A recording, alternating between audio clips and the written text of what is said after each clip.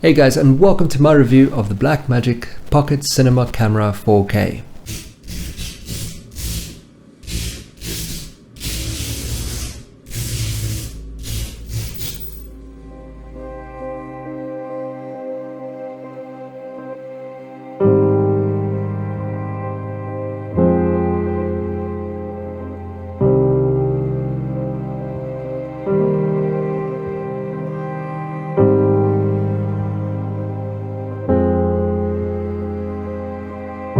I bought this camera in January of this year and finally got around to doing some tests with it during shoots and after shoots. I think I'm in a good space now to give a bit of my feedback on it, my review on it, tell you a bit about the things that I love and a few of the things that I think can improve. If you haven't worked with this camera yet, you're in for a massive treat. But before I bought this camera, I wanted to find the one camera that's kind of like the perfect camera. It's an ultimate hybrid system, takes great photos, takes great video.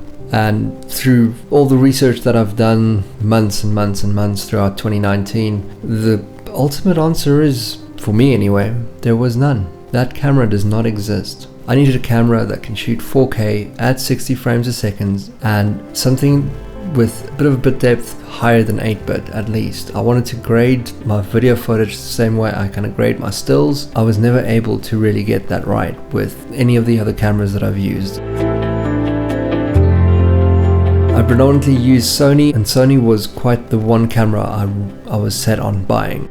I worked with the A7S and I worked with the A7R, A7 III. Love the stills on it. The video, not so much. Autofocus, amazing. Absolutely loved it. But the one thing that I couldn't get past was in post-production, it sucked.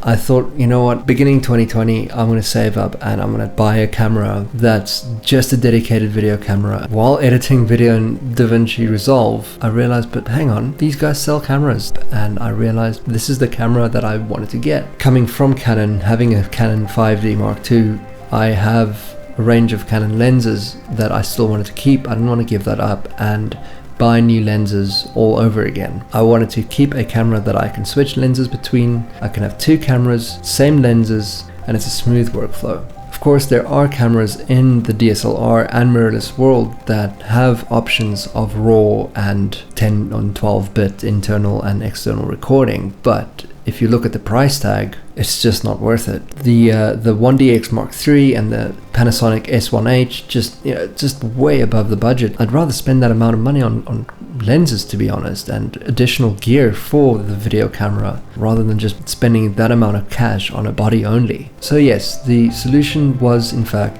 this camera that I'm filming on right now.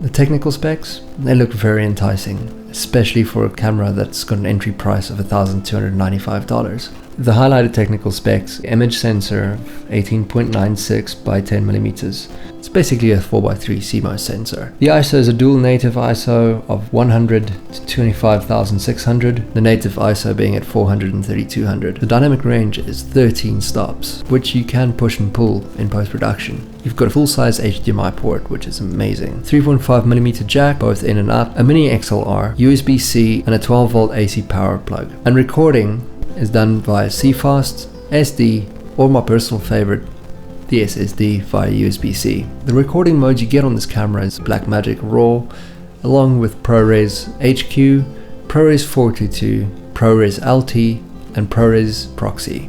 With this camera you can record in RAW at 4K at 60 frames a second. If you scale down the resolution to 2.6K, you can shoot at 120 frames a second in RAW. That's so far my favorite mode to shoot in as well. The camera itself is quite light. thanks to the carbon reinforced composite body, and the button layout on this camera is super simple. It's what you'd expect on standard DSLR, with a few added buttons here and there, especially 3 on top for custom functions, dedicated high-speed button at the back, a focus button, and an average auto exposure button. Now, one thing to note is that you can shoot with this camera out of the box, although I definitely wouldn't recommend it, as it comes with one Canon LPE6 battery, and that battery is going to last you about 30-40 minutes, give or take. So the best thing to do is to firstly get yourself a power source. There are plenty of V-mount battery solutions out there, especially designed for this camera. That means you would need to get a cage to mount everything on.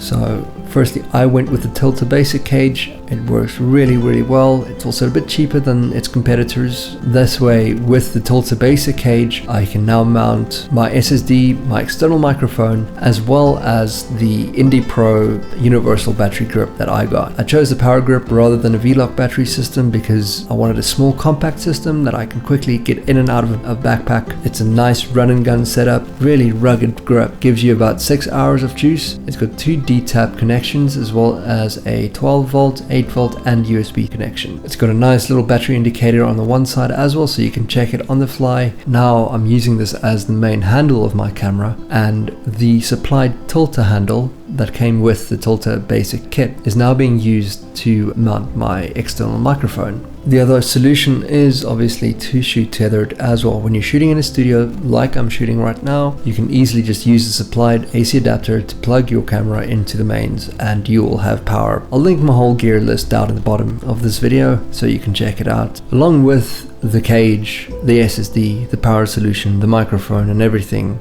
you obviously need a monitor. I wanted to buy mine a couple of weeks ago, but unfortunately South Africa, where I live, is under full lockdown. But I have been looking around, and luckily with this whole setup, I don't need to fork out a lot of cash for an expensive monitor and recorder. I need a cheap monitor that's daylight viewable, and that's about it. The 5-inch screen at the back of the camera just doesn't cut it during daylight. It's a little bit dark. In bright sunny conditions, it's definitely an issue. I've been looking at the Atomos Shinobi, and that seems to be a good solution until I can find something cheaper. If you know of any good monitors that go with this camera, please drop it in the comments below. Love to hear your thoughts on it. Now, currently I've got a Metabones adapter on there, which isn't the best Metabones adapter. My supplier was out of stock with the speed boosters, but I've got the standard Micro Four Thirds to Canon EF mount. I'll trade it out later for the speed booster once I get stock in. The autofocus is non-existent.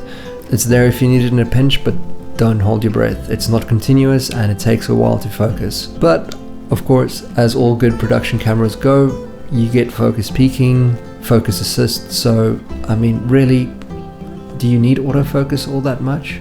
So now that we've got the camera all set up, it's time to head to the post-production side of things. Now, a couple of weeks ago on F-Stoppers, I wrote an article about the benefits of using DaVinci Resolve versus Adobe Premiere. You can go check out that article as well. I'll link it in the description below. With the purchase of this camera, you get the full studio version included for free. You get a really nice little raw app that comes with your camera's software that you can view in Windows or Mac. Now, when you set up your camera to shoot, you immediately see you've got a bunch of options. So getting started in your menu system, you're immediately met with the main recording menu, where you can choose your different flavors of ProRes or B-Raw. You can also choose the resolution at which you shoot. And do note that some resolutions are only available if you've got anamorphic lenses, and some other resolutions are only available if you shoot in RAW. One major thing you can choose on the recording menu is constant quality or constant bitrate. Setting it to constant bitrate is going to cap your bitrate at about 130 megabytes per second. Setting it down to the lowest quality setting on constant bitrate will not allow it to surpass about 30 meg per second. Now, this could be quite detrimental, because what if there's a lot of information in your scene that needs processing? Imagine falling leaves in autumn, snow, leaves blowing in the wind, confetti being thrown at a wedding or something like that. The constant bitrate will pick up details in those small objects, but might not be enough. And this is where constant quality plays a role. This is kind of like more an automatic feature where the camera analyzes the scene and ups the bitrate depending on what information comes through the lens to the sensor. If it's a really busy scene, it'll up the bitrate to about 200 megasecond. Now moving away from constant quality and constant bitrate to your ISO. Now this camera has a dual native ISO of 400 and 3200. The highlight roll off, the shadow roll off, everything looks amazing. Of course, when you push it a little bit more, about 6400 ISO, I did see some noise. Obviously 25600 is completely unusable. While applying that same noise reduction in DaVinci Resolve to anything up to about 6400 ISO seems to work amazingly well with very, very little loss in detail. Now of course this option will not suit everybody's needs. Purely what I needed for the work that I do, I didn't have the budget to invest in an expensive Panasonic S1H or a Canon 1DX Mark III. Thus I decided to rather invest in a well-priced dedicated video camera. And considering that I can shoot 4K 60 in RAW for about $600 less than the Sony a7 III with the same kit, that's a pretty good deal, I reckon. If you're like me, a photographer that's going into video and you need those features of 4K 60 RAW and 12-bit, this would be the perfect camera for you. Thanks for tuning in, and I hope you enjoyed this video. I hope you found it informative. Press that like button if you liked it. Remember to subscribe to my channel, and see you in the next one.